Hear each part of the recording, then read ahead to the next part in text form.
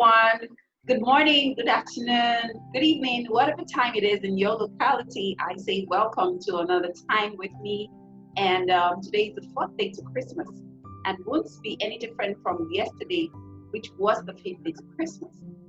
Today we'll be having someone I've known for quite some time, and he has been very consistent with his work in human resource, and he is a learning development manager in an international organization. When we go, we're going to go on a very short break, and when we return, I'll read a brief of his background. Stay tuned, call your friends, call your family members, get your popcorn ice cream this Christmas. Sit back and relax. We'll be back.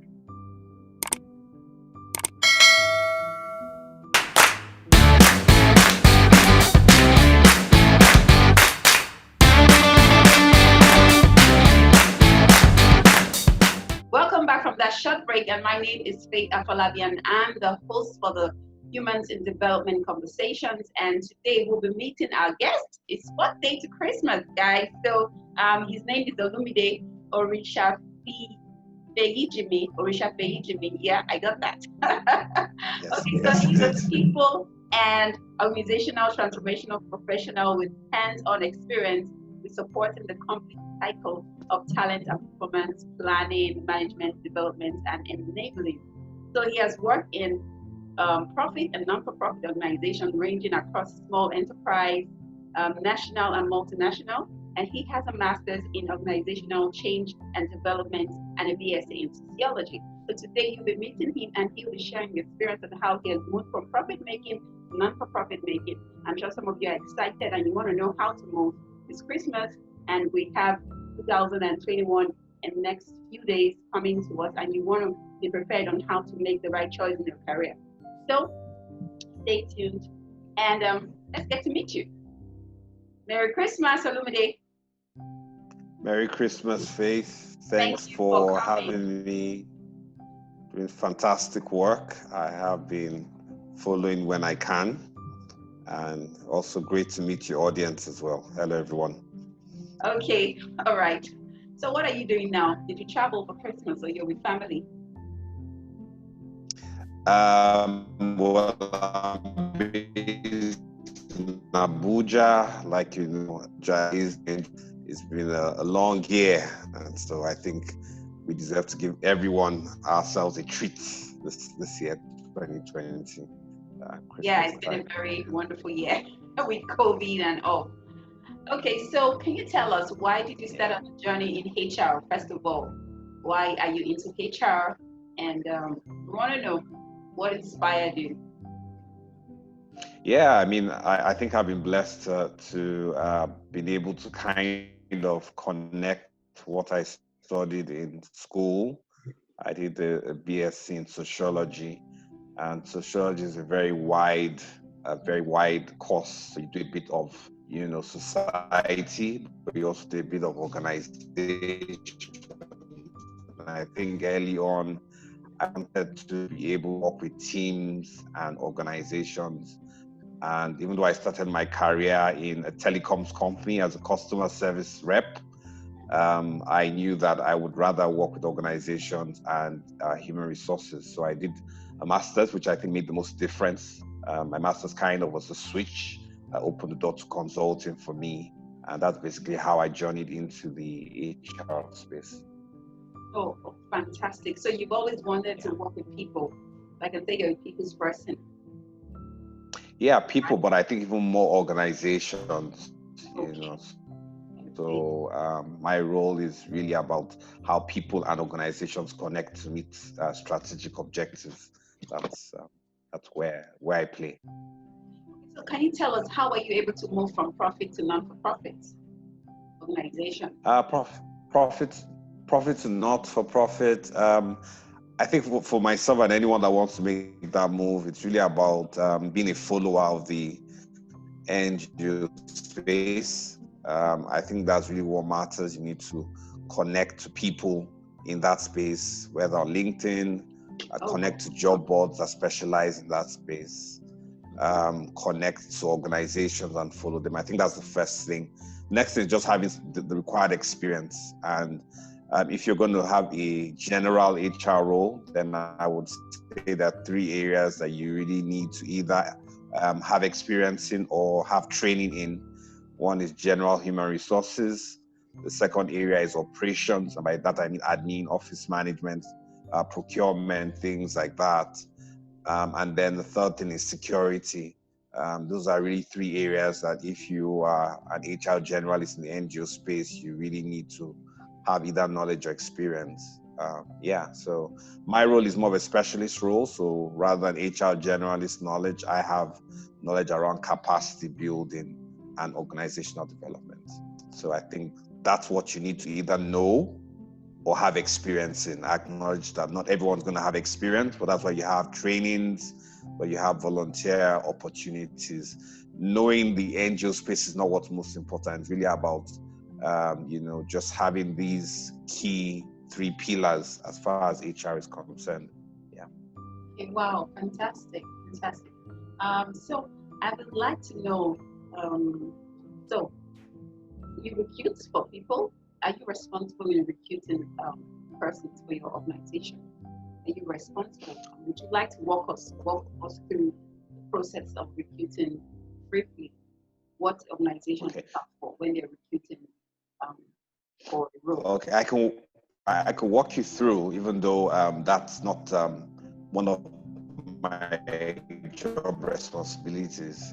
Interestingly, my colleague who is responsible for that actually moved from a bank into the NGO space. That just reemphasized the fact that you don't really need to have had NGO background experience. What you need to have is a knowledge of these 3 areas, especially if you're going to an HR generalist space. I think the NGO space is very, they're very, balanced. So anyone, in terms of the behavioral competences, they want people that are very humane, that they put a high premium on team, high premium on development, on well-being, who have a mind of innovation and resourcefulness, because in the end, you tend to do more with less.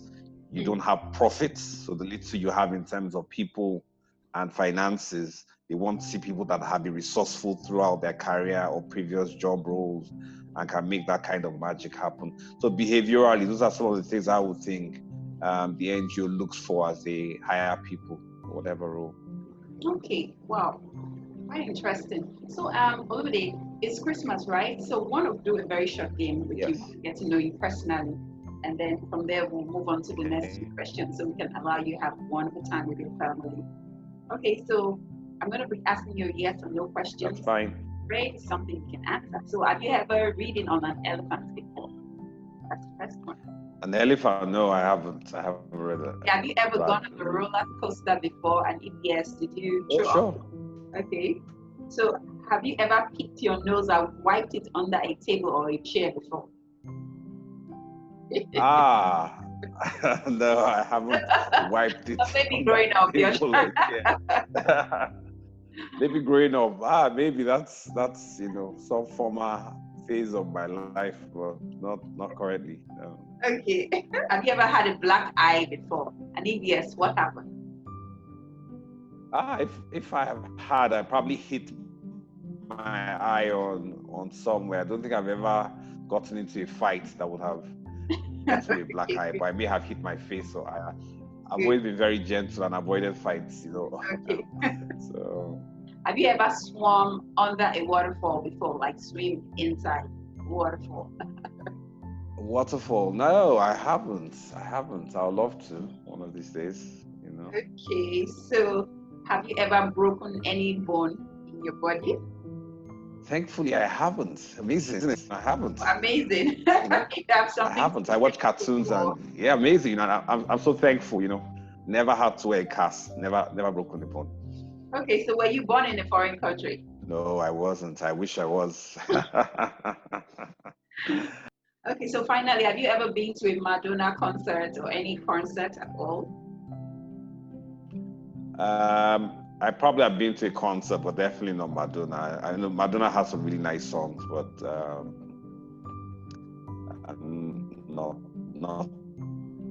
Okay, Madonna Okay. concert. You haven't, but you've been to a concert. Yeah, a concert beyond classical music. I have been to a classical music concert, but I am also sure I'll probably be some other type of concert. And also, yeah. All right. Thank you so much for answering those questions. We are glad to at least know a bit about you. And so we'll move on to the next question for today's show.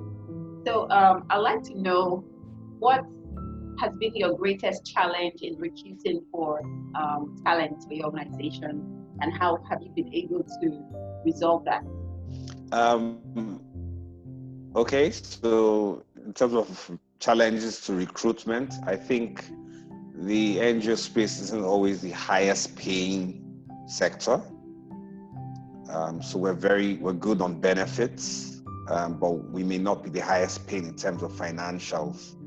And so sometimes the challenge is that you don't always you have great talent, but you have people that have been either earning certain levels or having higher expectations.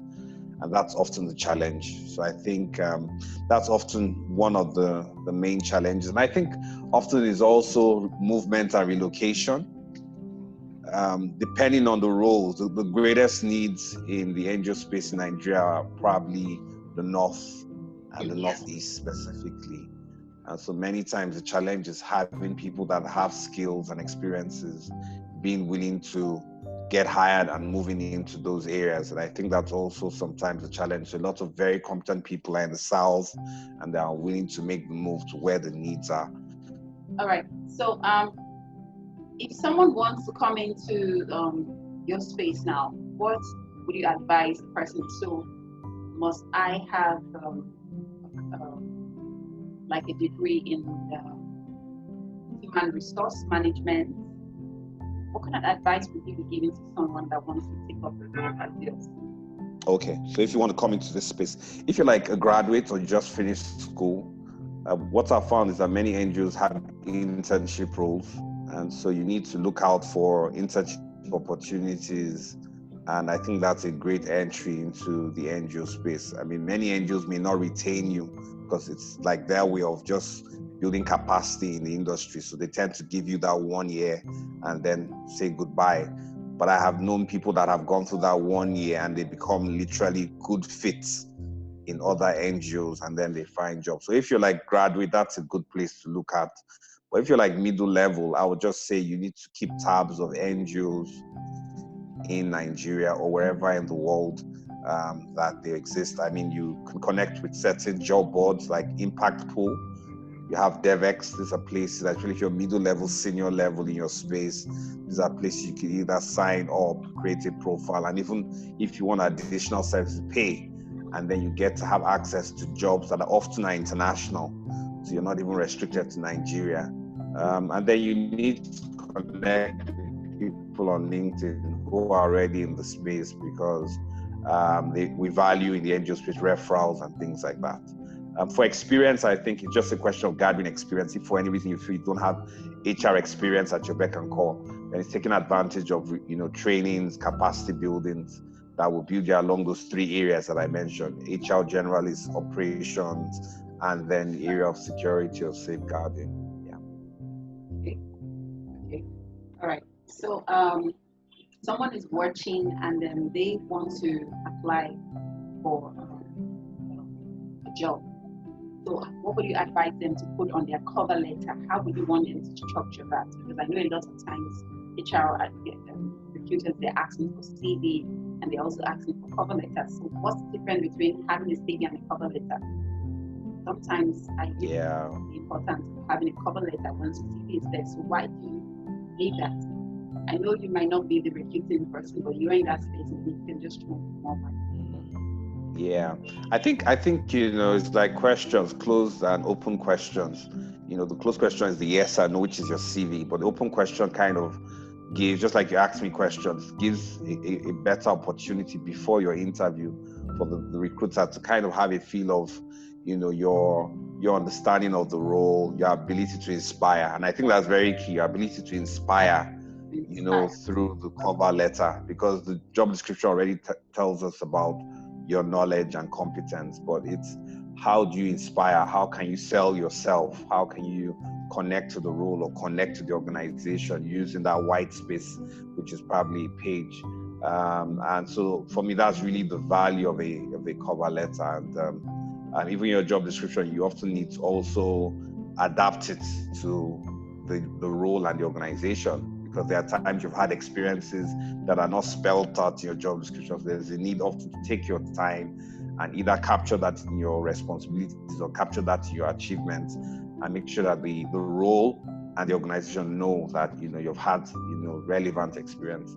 So that's the difference between cover letter. One is more of inspiration, and then connections to the role, while the job description is really just your history. But even that can be adapted to help you present yourself as a good fit. So that's my advice. This is interesting. I haven't heard this before. Your cover letter actually gives you the opportunity to inspire the recruiter, and then your CV is basically your history. And that brings me to maybe one of the last questions. So sometimes I hear people say, don't make your CV too long. For some people, they worked for 10 years and they need to put down and maybe they've moved to like 5 jobs within that 10 years and they want to put down their experiences. So how do you advise that? Because sometimes I feel when you shorten it to like 3 pages, it doesn't give you the opportunity to put down certain things you have done that may be required for that job. I mean, generally, short is relative, isn't it? Yeah. So for someone who had 10 years experience, I mean, he's not going to have a 1-page CV. I think 5 pages is too long. I think 3 is reasonable. 3-page CV is reasonable. And I think you just need to, fit the role.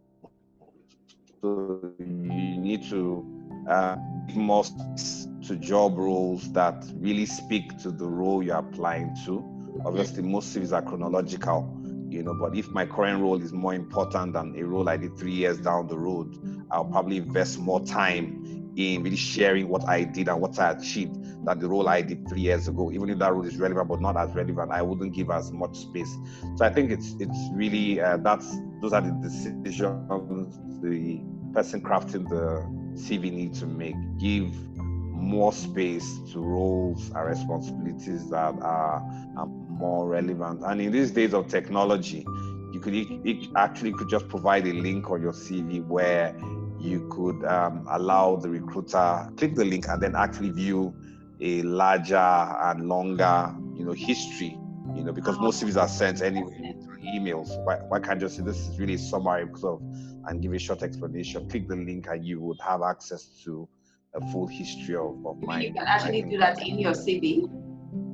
Yes, in the very top where you're putting your name and your email, you could actually just put a line that for a full brief on my career history, click the link, and that way you can really maintain that idea of 3 pages of what is most relevant for you. Well, this is interesting. I haven't heard this before, and I even coach people on how to write their CVs. So I think I will have to throw more light on this to my audience. Thank you so much for that tips. We thank you so much. So we're coming to the last question. So have you ever tried to give up on this career to say, okay, you know what, I'm going to do business? And if yes, how were you able to overcome it and still stay in your career? And then we'll call it a day.